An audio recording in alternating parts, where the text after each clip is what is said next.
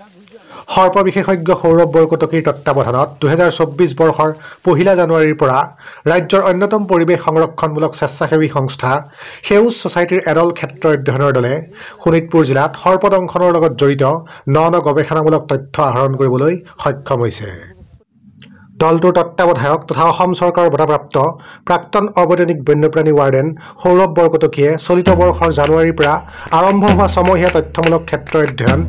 11 আগষ্টত সমাপ্ত হৈছে বুলি জনাইছে। ক্ষেত্ৰ অধ্যয়নৰ অন্তত বৰকটকীয়ে সংবাদ মাধ্যমক কয় যে এণ্টিভেনমতেই সকলো শেষ নহয়। সৰ্পদংশনৰ পিছত এণ্টিভেনম লৈ সুস্থ হৈ উঠাৰ পিছতো কৰণীয় বহুখিনি থাকে। সেই কৰণীয়খিনি পালন নকৰিলে ৰোগীগৰাকীয়ে নিজৰ ভৰিতেই নিজেই কুঠাৰ মাৰি লোৱাৰ নিচিনা হয়। উল্লেখযোগ্য যে সৰ্পদংশনৰ পিছত লোৱা সঠিক সিদ্ধান্তৰ বাবে সৰ্ববান্ধৱ সৌৰভ বৰকটকী টীমৰ দ্বাৰা সাহসিকতাৰ বঁটাপ্ৰাপ্ত অনামিকা সুতেও আজি একেই তথ্য সদৰি কৰে। লগতে অনামিকা সুতে চিকিৎসালয়লৈ গৈ পোৱাৰ পিছত কেনেধৰণৰ সমস্যাৰ সৃষ্টি হৈছিল সেই বিষয়েও বিৱৰি কয়।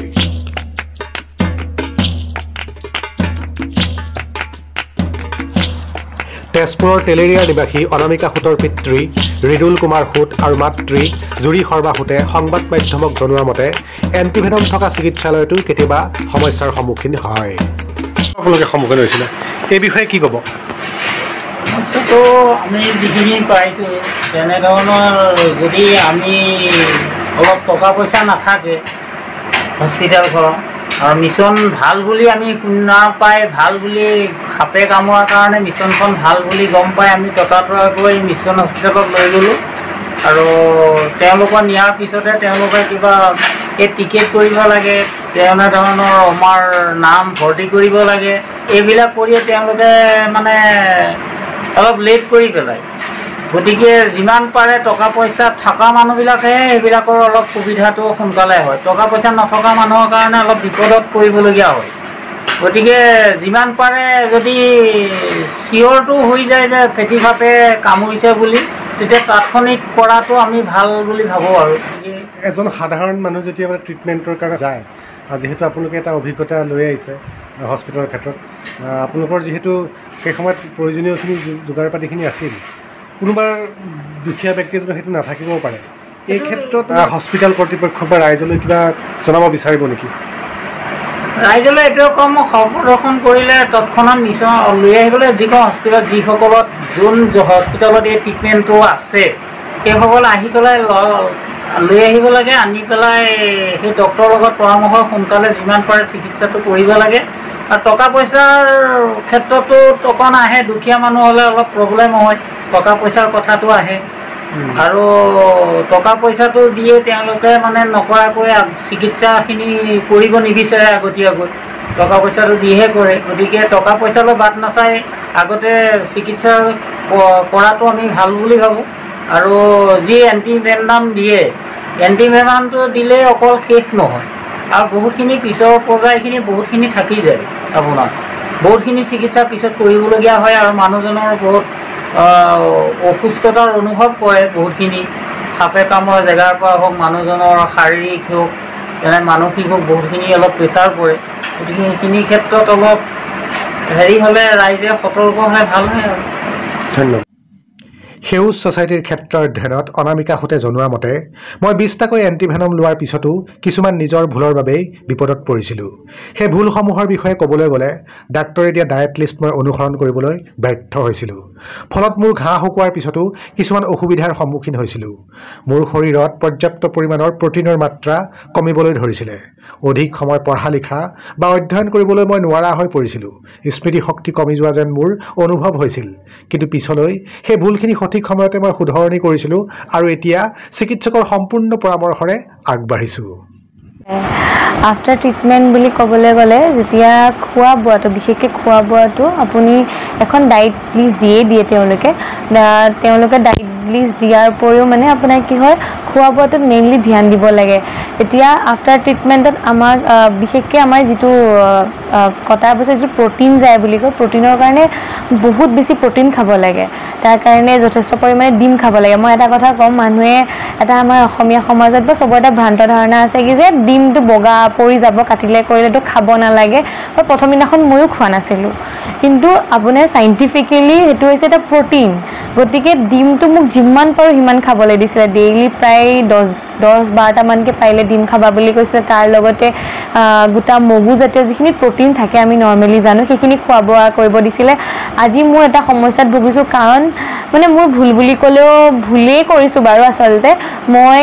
যিহেতু মই ঘৰত নাথাকোঁ মই MSc মই বাহিৰত পাঞ্জাৱত কৰি আছিলোঁ মই তেতিয়া পাঞ্জাৱলৈ গুচি যাব লগা হ'ল তো মোৰ প্লাছ 3 মান্থৰ পাছত মানে মোৰ সাপেক্ষে স্নেক বাইটৰ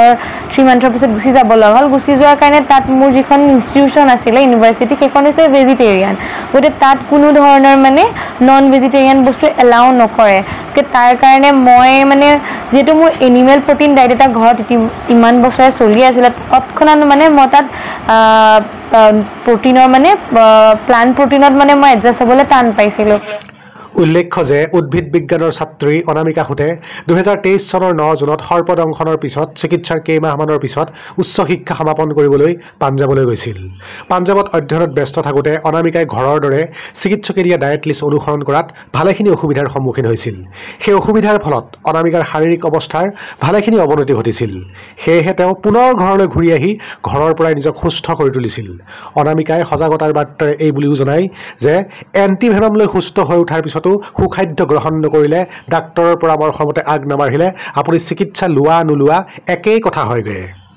গ্যাপটো দিবলৈ টান পাইছিলোঁ টান পোৱাৰ কাৰণে মই পাঞ্জাৱলৈ গুচি গ'লোঁ তাৰ সেইটো কাৰণে মোৰ ডাইটৰে হওক বা ট্ৰেভেলিং কৰিলোঁ মোৰ প্ৰব্লেম কিছুমান মানে সেইকাৰণে ফেচ কৰিবলগীয়া আছে আজি পৰ্যন্ত মোৰ ভৰিখনৰ মানে এতিয়া নাৰ্ভৰ ইছ্যুজ কিছুমান হৈ থাকে ভৰিখন ফুলি যায় খোজ কঢ়াৰ লগে লগে গতিকে সেইবোৰ ইছ্যুজ মানে মই নিজে এতিয়া মানে হেৰি হৈছে পাঞ্জাৱত কি প্ৰব্লেম ফেচ কৰিছিলা খোৱা বোৱাৰ ক্ষেত্ৰত পাঞ্জাৱত মেইনলি সেইটোৱে আমাৰ এতিয়া যিমান সৰুৰ পৰা মাছ মাংস খায় কিন্তু মই ডাঙৰ হোৱা বা কিছুমান তাত বেছিকেলি ৰুটি চলে হেৰি চলে গতিকে আমি কিছুমান খোৱা বোৱা ষ্টাইলটো তেনেকুৱা নহয় তো আমাৰ ইয়াৰ ঘৰৰ খোৱা বোৱাটো যেনেকুৱা তাৰ নিচিনা নহয় তো তাত যিটোকে দিয়ে সেইটোতে এডজাষ্ট হ'ব লাগে আমি এতিয়া ভাত দুবাৰ বা কেতিয়াবা কাৰোবাৰ 3বাৰো হৈ যায় তাত কেতিয়াবা দিনটোত ভাতটো নাথাকে আৰু মোৰ এনেকুৱা প্ৰজেক্টৰ কাৰণে মই ই জেগাৰ পৰা ই জেগালৈ মানে গুচি যাব লগা হয় তো মোৰ কেতিয়াবা মানে গোটেই মিলটোৱে স্কিপ হৈ যায় তো মিলটো স্কিপ হৈ যোৱাৰ কাৰণে যিমানটো মানে মই দেহত প্ৰটিনছ হওক ফেটছ হওক যিখিনি পাব লাগে মানে সেইটো নাপাওঁ তো নোপোৱাৰ কাৰণে এতিয়া মানে মোৰ মানে ভিটামিনছৰো অভাৱ হৈ যায় কাৰণ বস্তুটো কি হয় আপোনাৰ চব বস্তু মানে টেবলেটৰ ওপৰত ডিপেণ্ড কৰি নহয় কিছুমান আমাৰ মানে নিজৰ ডাইটটো যিটো খাই বৈ লৈ পেলাই হয় ন আমাৰ সেইটোতো আমাৰ ডিপেণ্ড কৰিব লাগে গতিকে চব বস্তু টেবলেটৰ দ্বাৰা নহয় গতিকে টেবলেট খালেও মানে আপুনি নিজৰ যিখিনি ডক্তৰে পৰামৰ্শ দিয়ে সেইখিনি কিন্তু মানি চলিব লাগে মই ক্ষেত্ৰত অলপমান ভুল কৰিছিলোঁ সেইকাৰণে সকলোকে মানে সজাগ হ'বলৈ আহ্বান জনাইছোঁ সজাগতাৰ বাৰ্তাৰে অনামিকাই পুনৰ কয় যে সুখাদ্য গ্ৰহণ নকৰিলে বা ডাক্তৰৰ পৰামৰ্শমতে আগ নাবাঢ়িলে আপুনি চিকিৎসা লোৱা নোলোৱা একেই কথা হয়গৈ উদাহৰণস্বৰূপে অনামিকাই তেজপুৰৰে অন্য এগৰাকী সৰ্পদংশনৰ দ্বাৰা আক্ৰান্ত ব্যক্তিৰ ব্যাখ্যা দি কয় যে সৰ্পদংশনৰ পিছত ব্যক্তিগৰাকীয়ে চিকিৎসাৰ অন্তত ডাক্তৰে দিয়া নিয়মাৱলী ভালকৈ নামানি দংশন কৰা ঠাইডোখৰত তেল লগোৱাকে আদি কৰি বহুতো নকৰিবলগীয়া কাম কৰিছিল ফলত আজি দংশনৰ এবছৰৰ পিছতো ব্যক্তিগৰাকীৰ দংশন হোৱা ঠাইখিনিৰ গেলি যোৱা অংশখিনি এতিয়াও শুকোৱা নাই লগতে আৰু এটা কথা মোক মানে গম পাইছোঁ আৰু মানে শুনিছোঁ তেনেকৈ আমাৰ তেওঁকো মানে সৰ্পই দংশন কৰিছিলে পিছত মানে তেওঁ অপাৰেশ্যনো হ'ল অপাৰেশ্যন হোৱাৰ পাছত তেওঁ মানে এতিয়ালৈকে বস্তু মানে ঘাঁহখিনি শুকোৱা নাই কিন্তু এটা কথা তেওঁ মানে শুনিব পাইছোঁ তেল চেল লগাইছিলে মানে এতিয়া মই আজিলৈকে মানে সৰ্পদংশনৰ পিছতো কোনো ধৰণৰ এই জৰা ফুকা কাম কৰা নাই ভৱিষ্যতেও সকলোকে মই এই জৰা ফুকা হওক কিবা বিষৰ তেল চেল সেইটো বেলেগ মানে বেলেগ বিষয়ত বেলেগ কথা সেইটো ক'বলৈ নাযাওঁ কাৰোবাৰ সুস্থ হ'বও পাৰে কিন্তু বিশেষকৈ সৰ্পদংশনৰ ক্ষেত্ৰত এই তেল চেল জাতীয় বস্তুবোৰ লগাব নালাগে মানে কাৰণ তাত ইনফেকশ্যন হৈ যায়গৈ এটুকুৰা বস্তু অপাৰেশ্যন কৰা থাকে তাত অইল লাগিলে মানে আপোনাৰ ছাইড এফেক্টটো হ'বই গতিকে সেইখিনি বস্তু নুশুকায় গতিকে সকলোকে মানে মই এই যিটো তেল চেল লগাই সেইবিলাকো লগাবলৈ মানে এই যিটো জৰা ফুকা কৰি পেলাই তেল চেল লগাই পিছত চিকিৎসা নকৰে ডক্তৰে যিটো কয় সদায় ৰেগুলাৰ ড্ৰেছিং কৰিব লাগে সেইটো কৰিলে অতি সোনকালে সুস্থ পোৱা যায় বুলি মই ক'বলৈ বিচাৰোঁ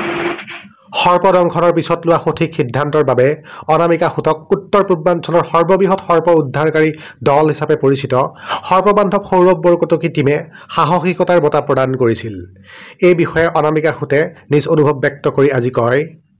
হয়, আপোনাৰ যোৱা 16 জুলাই তাৰিখে বিশ্ব সৰ্প দিৱস দিনাখন মোক এৱাৰ্ডটো দিলে। মই দ্বিতীয়বাৰৰ বাবে সকলো সৌৰভ বৰকটকী কৰাৰ জৰিয়তে যিমানখিনি কৰ্মকৰ্তাসকল তাতে আছিলে টীমৰ সকলোকে ইয়াৰ জৰিয়তে ধন্যবাদ জ্ঞাপন কৰিছোঁ। আৰু মোৰ অনুভৱটো সঁচাই বহুত ভাল লাগিছে, কাৰণ মই যিটো মই আজি নতুন জীৱন দান এটা পাইছোঁ তাৰ কাৰণে তেওঁলোকে মোক শুভেচ্ছা জনাইছে। তাৰ কাৰণে মোৰ নিশ্চয় ভাল লাগিব, কাৰণ সেইখিনি সময়ত আপোনাৰ যেতিয়া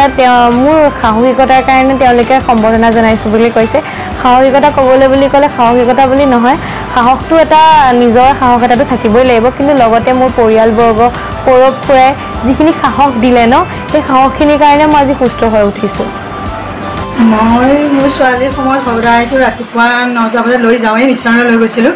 তাত দেখি চালোঁ সদায়তো নিয়া সম্ভৱ নহয়, কাৰণ টকা পইচাও লাগিব। ডেইলি আপোনাৰ 1000 টকা এটা নহ'লে মিছন যাবলৈ অসুবিধা হৈ পৰে। যেতিয়া আমাৰতো হস্পিটেলখন অলপমান হ'লেও দূৰ হয়, ঘৰত গাড়ী আছে বুলি লৈ যোৱা হয়। তাৰপিছত ৰেগুলাৰ যেতিয়া 1000 টকা দেখিলোঁ, 1000 টকা ৰেগুলাৰ গৈ আছে, মানে তাইকো দাঙি কৰি নিব লাগে, কষ্ট হয়, ঘৰ এখন কৰি মেলি যোৱাৰো সময় নাথাকে। সেইকাৰণে মই এমাহমান নিয়াৰ পিছত ছোৱালীজনী এতিয়া দেখিলোঁ যে নহয় মই কৰিব পাৰিম, সাহস কৰিলোঁ মনতে। গোটেইবোৰ বস্তু লিখি কৰি লৈ বা পৰামৰ্শ লৈ মোৰ ঘৰতে তাইক 6 মাহলৈকে মই নিজে ড্ৰেছিং কৰি চাফ চিকুণ কৰাই, বাকী যি খোৱা বোৱাৰ পৰা বুলি যতনাই লৈছোঁ। মানসিকো তাইক সকাহ দিছোঁ, ভাগি পৰিছিলে সেই সময়ত, কাৰণ স্কুলত যেতিয়া তাইক পাঞ্জাৱত পঢ়ি থাকে, ক্লাছ ক্ষতি হয়, এক্সামো দিব পৰা নাছিলে, কি হ'ব এবছৰ লছ হ'ব বুলি ভয় খাই আছিলোঁ মনতো। তাই আহিছিলে ইণ্টাৰ্ণশ্বিপৰ কাৰণে, আহোঁতে তাই অকস্মাত আকস্মিক সৰ্পদৰ্শন হৈ গ'ল। 6 তাৰিখে যোৱা 9 তাৰিখে যোৱা কথা আছিলে নেকি দেখোন, এনেকুৱা যোৱা কথা আছিলে, 12 তাৰিখে যোৱা কথা আছিলে। ঘটনাটো ঘটি গ'ল, কি হ'ব, তাইও মানুহে ভাগি পৰিলে, মা মোৰ কি হ'ব এতিয়া বস্তুটো। এতিয়া মই সাহস দিলোঁ, একো নহয়, যাব পাৰিবা। এমাহ ট্ৰিটমেণ্ট কৰি মেলি তাইক ত্ৰিপুৰালৈ লৈ গৈ ইণ্টাৰ্ণশ্বিপটো মই লগত থাকি কৰাই আকৌ লৈ আহি ঘৰত ৰাখি ভালদৰে তাইক সাহস দি গোটেইখিনি কৰি একো নহয়, মনলৈ নাভাবিবা, একো মানুহৰ হয়ে জীৱনত আকস্মিক দুৰ্ঘটনা হয়ে, সেইবোৰ নাভাবিবা। টকা পইচাটো ক্ষতি হৈছেই, কাৰণ সেইটো সময়ত আজি আমি সাধাৰণভাৱে তাইক কিবা চাকৰি এটা কৰি আমি কৰিছোঁ, কিন্তু সেইটো সময়ত পইচা নাথাকিবও পাৰে। গতিকে পইচালৈ বাট নাচাই মিছন হস্পিটেলে তৎক্ষণাত ততাতৈয়াকৈ ডক্টৰে ট্ৰিটমেণ্টটো কৰিব লাগে। মই সেইটোৱে আগবঢ়াই বিচাৰোঁ। আমাৰ ক্ষেত্ৰতো হৈছিলে, কিন্তু আমাৰ ক্ষেত্ৰত কি হয়, আমি জইণ্ট ফেমিলিৰ কাৰণে ইটো সিটো পৰামৰ্শ লৈ হ'লেও আমাৰ সেইটো সময়ত টকা পইচা যোগাৰ হ'বলৈ ছোৱালীজনী আজি মই বচাব পাৰিলোঁ। সেইটো টকা পইচা আহি গ'ল কাৰণে, নহ'লে যদি আজি সেইটো সময় মানুহৰ হাতত পইচা নাথাকে, সেইটো সময়ত হয়তো মই আজি ছোৱালীজনী হেৰুৱাবলগীয়া হ'লহেঁতেন। মই বাছ কৰি থাকোঁতে ৰাতিপুৱাই প্ৰায় 8:30 মান বজাত মোক মানে সাপডালে আচলতে কামুৰি ধৰি আছিলে ভৰিখন। এনেই কিন্তু মোৰ সাপলৈ বৰ ভয় লাগে সেইদিনাখন মানে। আৰু মই সৌৰভ খুৰা চিডিঅ'বোৰ মাজে মাজে চায়ো থাকোঁ, তাত মই দেখিও থাকোঁ এনেকৈ কি বুলি কয় মানে ভয় খাবলৈ হাক দিয়ে। তো সেইকাৰণে মই মানে চাই আছিলোঁ সাপডাল কেতিয়ালৈকে যায়। মই ভৰিখন অলপ জোকাৰিও দিছিলোঁ, সাপডাল যোৱা নাছিলে। তাৰপিছত যেতিয়া সাপডাল গুচি গ'ল, তৎক্ষণাত আহি পেলাই মই মাক ক'লোঁ, আৰু ওচৰত মানে ঘৰত তেতিয়া মাজু খুৰা আছিলে, মাজু খুৰাই তৎক্ষণাত হস্পিটেললৈ লৈ গ'ল, মিছনলৈ। মিছনলৈ লৈ যাওঁতে মই কিন্তু মানুহে আপোনাৰ যিটো গাঁঠি বা কাপোৰ দি বান্ধ দিয়া বুলি কয়, সেই বান্ধটো দিব নালাগে, কাৰণ মই বান্ধ দিছিলোঁ। তেতিয়া মই বান্ধটোৰ কথা মানে, কাৰণ আমি যিহেতু গাঁৱৰ সমাজত বাস কৰোঁ, গাঁৱত সকলোৱে কয় যে বান্ধটো দি দিব লাগে, বা সেই সময়ত কোনে কি কৰিম বুলি কয় মোৰ ভৰিটোত গাঁঠিটো মাৰি দিছিলোঁ, কিন্তু গাঁঠিটো মাৰি দিব মানুহে নালাগে। তাৰপিছত মই হস্পিটেললৈ লৈ গ'লোঁগৈ, গুচি যোৱাৰ পাছত তেওঁলোকে যিখিনি চিকিৎসা কৰিলে, বা তাৰপিছত আৰুতো মই কোমালৈ গুচি গ'লোঁ। কোমাত থকাৰ পাছত মই সেইখিনি মানে তেতিয়াতো কি কৰিলে কি নকৰিলে ইমানকৈ গম নাপাওঁ। তাৰ পাছত যেতিয়া মই সুস্থ হৈছোঁ, সুস্থ হোৱাৰ পাছত ডক্টৰসকলে যেতিয়া মোক কৈছে যে এনেকুৱা হৈছিলে, মই প্ৰথম বোলে মোৰ এইখিনিলৈকে গম পাওঁ, কিন্তু যেতিয়া মই মোৰ স্কিন কালাৰটো চেঞ্জ হৈছে, মই যিমান পাৰোঁ সিমান মানে ট্ৰাই কৰিছিলোঁ যাতে মই চকুকেইটা বন্ধ নকৰোঁ, আৰু মোক ডক্টৰসকলে তুমি বন্ধ নকৰিবা, কিন্তু লাষ্ট মই মানে পৰা নাই আৰু। তাৰপিছত যেতিয়া মোৰ উশাহটো মই ল'ব নোৱাৰা হ'লোঁ, তেতিয়া মই চকুকেইটা, তাৰপিছত আৰু মই কোমালৈ গুচি গৈছোঁ। মই উঠোঁ, আইচিইউ যেতিয়া ভেণ্টিলেশ্যনত থাকোঁ, তেতিয়া তেওঁলোকে কয় যে মোক প্ৰায় 21টা এণ্টিভেনম মাৰিছে 21টা এণ্টিভেনম মৰাৰ পাছত তেওঁলোকে ফাৰ্ষ্ট মোক CPR লগাইছিলে বোলে CPRটো মই ৰেছপন্স কৰা নাছিলোঁ তাৰপিছত তেওঁলোকে মোক চক লগাই চক দিয়াৰ পাছত মোক ভেণ্টিলেশ্যনত ৰাখিছে 24 আৱাৰ্ছ ভেণ্টিলেশ্যনত ৰখাৰ পাছত তেওঁলোকে মোক ICU 24 আৱাৰ্ছ to 36 আৱাৰ্ছ মান ৰাখিছে নেকি তাৰপিছত ICUলৈ দিছে ICUত মই তেতিয়া প্ৰায় সম্পূৰ্ণ দুদিনৰ পাছত মই চকু মেলিছোঁ চকু মেলাৰ পাছতে অলপমান প্ৰব্লেম হয় আপোনাৰ মই ঘপককৈ কিন্তু ধৰিব পৰা নাছিলোঁ মানুহখিনি কোনখিনি কি হয় সে লাহে লাহে যেনিবা মানুহখিনি ধৰিব পাৰিছোঁ তাৰ ওপৰঞ্চি মুখত পাইপ এডাল সুমিয়াই দিয়ে সেইডালৰ কষ্টও বৰ বহুত এদিন আপোনাৰ সম্পূৰ্ণ পানীও খাবলৈ দিয়া নাছিলে মুখেদি ব্লাড ওলাই থাকে হেৰি হৈ থাকে গতিকে অনুভৱটো অলপ কষ্টটো হয়ে কাৰণ এটা নতুন জীৱন এটা পোৱাৰ নিচিনা লাগিলে যেতিয়া মই নিজে প্ৰথম দিনাখন যেতিয়া চকুকেইটা মুকাওঁতে মোৰ এনেকুৱা লাগিছে যেন মানে মই নতুন কিবা জীৱন এটাহে পাইছোঁ কিন্তু মই এনেকুৱা লগা নাই মই বহুত দিন মাহঁতে যেতিয়া কৈছে মই প্ৰথম গম পোৱা নাই মায়ে কোৱা নাই যে তুমি দুদিনৰ মূৰতহে উঠিছা বুলি পেহীয়ে আহি পেলাই মোক কৈছে আৰু যে নাই তুমি দুদিন কিন্তু উঠাই নাছিলা তেতিয়াহে গম পাইছোঁ মানে মানুহৰ জীৱনটো কেনেকুৱা হ'ব পাৰে গৱেষণাৰ অন্তত সৌৰভ বৰকটকীয়ে এক শক্তিশালী যুক্তি দৰ্শাই কয় যে হাতী বাঘ আদি বন্যপ্ৰাণীৰ দ্বাৰা মানুহ ক্ষতিগ্ৰস্ত হ'লে সাহায্য পায় বিষাক্ত সাপো বন্যপ্ৰাণীৰে অন্তৰ্গত গতিকে বিষাক্ত সাপৰ দংশনৰ পিছতো ভুক্তভোগী পৰিয়াল তথা ব্যক্তিগৰাকীয়ে এককালীন সাহায্য পোৱাটো উচিত